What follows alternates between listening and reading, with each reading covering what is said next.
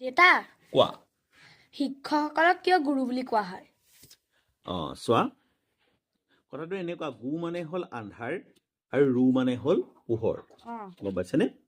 শিক্ষকসকলে কি কৰে আমাৰ মনৰ যি অন্ধকাৰ থাকে আমি যিবোৰ কথা বুজি নাপাওঁ নাজানো সেই সম্পৰ্কে তথ্য নাই সেইসমূহ তেখেতসকলে আমাক যোগান ধৰে আৰু আমি যিবোৰ কথা বুজি নাপাওঁ সেই কথাবোৰ বুজাই মেলি আমাক কি কৰিবলৈ চেষ্টা কৰে তেখেতৰ পৰ্যায়ৰ এজন ব্যক্তি কৰিবলৈ চেষ্টা কৰে সেইকাৰণে শিক্ষকসকলক গুৰু বুলি কোৱা হয় আৰু এটা কথা তুমি চাবা আমি যিবোৰ কথা নাজানো সেই কথাবোৰ আন্ধাৰত থকা বুলি কওঁ বা অন্ধকাৰত থকা বুলি কওঁ বোলে গোটেই ঘটনাটো অন্ধকাৰত আছিল আমুকে কিন্তু পোহৰলৈ আনিলে তাৰমানে কি তেখেতে সেই যিবোৰ কথা আমি জনা নাছিলো তেখেতে সেই কথাখিনি সম্পৰ্কে ইনফৰমেশ্যন গোটাই আমাক যোগান ধৰিলে শিক্ষকেও সেই কামটোৱে কৰে যিবোৰ আমাৰ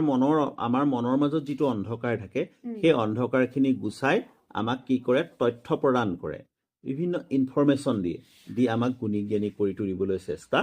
কৰে সেইকাৰণে শিক্ষকসকলক কোৱা হয় গুৰু বুলি বুজি পালা পালো এতিয়া তুমি মোক কোৱাচোন গু মানে কি আন্ধাৰ আৰু ৰু মানে কি পোহৰ good thank you very much please stay connected keep watching my videos and don't forget to follow share and comment